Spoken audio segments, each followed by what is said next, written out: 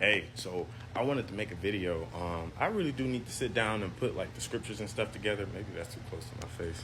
Anyways, I wanted to sit down and put the scriptures together to talk about the text where God tells the serpent that he will go down onto his belly and that he will eat the dust and what have you, and how people exegete this, and they say that it's about the devil, going about as a roaring lion, looking for whom he may devour, and that the dust represents the flesh of man because man was made from the dust, this, that, and all that good stuff. Okay, right? So God cursed the serpent. He cursed the serpent. He did not bless the serpent. Demons take pleasure in literally torturing flesh. They take pleasure in it. It's not a curse for them.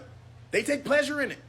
So for God to do that for them would mean that he is blessing them to do something that is completely wicked, that they actually take utter pleasure in. That's not what it meant. That's not what it meant. He debased the serpent. To debase something means that you lower it from where it was at the first. It does not mean that you bless it with what it wants. Satan wants to devour us. He's the thief who comes only to steal, kill, and destroy. Why would God bless him with that? Why would God give him exactly what he wants? He cursed Adam to work by the sweat of his brow, and that the ground would bring forth thorns and thistles. He cursed Eve by amplifying her pregnancy pain, and then on top of that, he let her know, since his glory would no longer be with them in the earth, that love that Adam was meant to have, that was going to be the type of Christ until Christ came, because Christ was always going to come no matter what. Eventually somebody was going to screw up. I don't know how to word that, but this is why I said I should have sat down. They were going to mess up no matter what, right?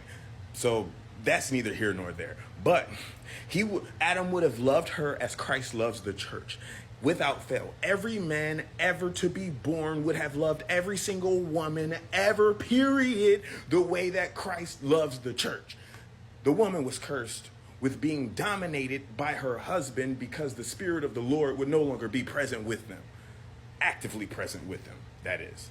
Not to say that somehow he's not here, there, and everywhere. Okay, but for some reason we think that he blessed the serpent, right? Because we say in our minds and with our mouths that he cursed the serpent, but how we describe it is that he blessed the serpent, because the serpent is supposed to represent the devil, and what the devil represents is his entire camp, the entire kingdom of darkness, all that, everyone who's with him and on his side, right? And the demons, they didn't want to be destroyed when they were sent out of the man who had the 1,000 demons, or however many it was supposed to be. They called themselves Legion, right? And, 1,000. And they said, do not send us into the pit, but instead send us over there into those pigs, because guess what? They like to torture flesh.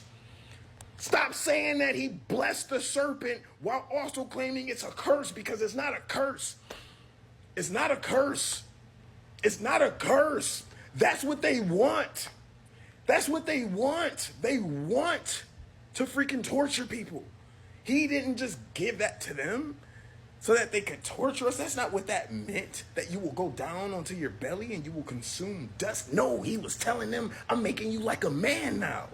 I'm turning you into a man. What does that mean? Psalms chapter 81. I said Psalms with an S at the end. Psalm chapter 82, where he sits in the assembly of the divine and he calls out to all of his sons and he says, how long will you ignore the plea of the lowly, the poor, of the widow, the fatherless son? How long will you put off doing justice? I have said that you are gods, all of you, sons of the Most High, but you will die like a man. What does that mean? I have made you unto men. I have debased you from the position of being a God. Yes, there are more than just one. No, there's not more than just one true God. But if God says that his sons are gods, who are any of you or me to turn it about and say, well, God is wrong or somebody's misunderstanding that? No, you're misunderstanding it because that's how you've been taught. Anyhow, he debased Satan. He debased him. He told him that you will be removed from this position of godhood, which is what it was. There is only one true God, but that does not mean that there is only one God, point blank, period. He's the only God unto himself, or like himself, meaning there is no other self-sufficient, self-sustaining, always have been, always will be type of God. He's the only type of God who is like that. But he himself said that his heavenly sons, those angelic beings, are gods. Guess what? You know the scripture where it's quoted in Hebrew. It's quoted in the book of Hebrews. I can't remember where it's at in Psalm, but if you go and read that whole chapter where it says, your righteousness is your scepter, and God, or he said, oh God.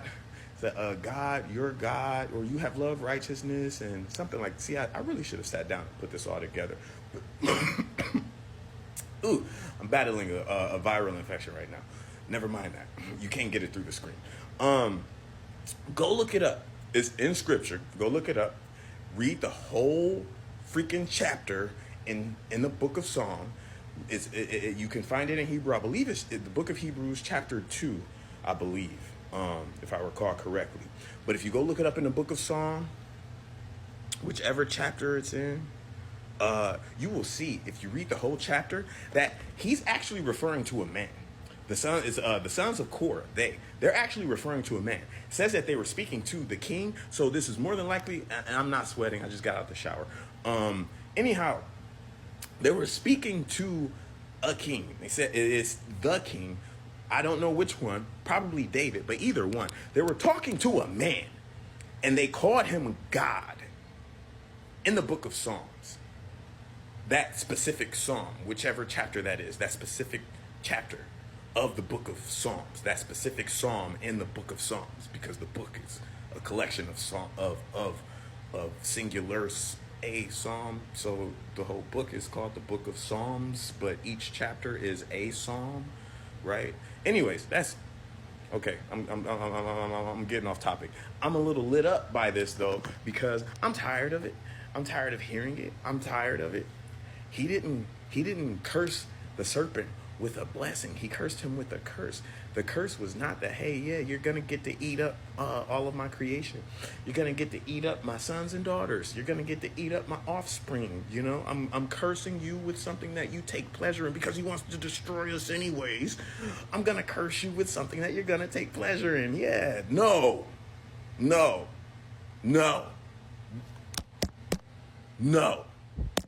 Stop it. That's not what it was.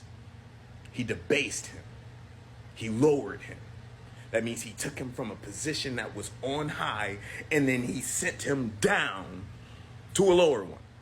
So stop it. It's not about him just eating dust, which represents us. It's about him becoming one with the dust. That's where he now is. That's where he resides. He now lives as a man, because he's now subject to death where he once wasn't. He shouldn't have ever become subject to death. Had anyone simply obeyed God, no one would have been subject to death. Okay? He has been made subject to death. That's why Gehenna fire has been prepared for him and all of his messengers. Right? Prepared for him. Okay? That was something that had to be made specifically, specially for him. Why? Because he wasn't supposed to become what he became. Had he been obedient and sought the Lord, and when those desires came up into his heart to take the Lord's throne, had he gone to him and asked him to remedy him of those things, he probably never would have been in the position that he's in now. But it's not about him destroying us. The dust represents what he has become.